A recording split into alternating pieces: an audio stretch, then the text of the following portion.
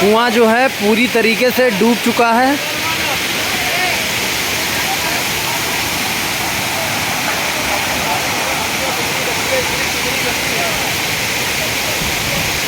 झरने चल रहे हैं, कुछ मिनट में पानी यहाँ तक आ जाएगा।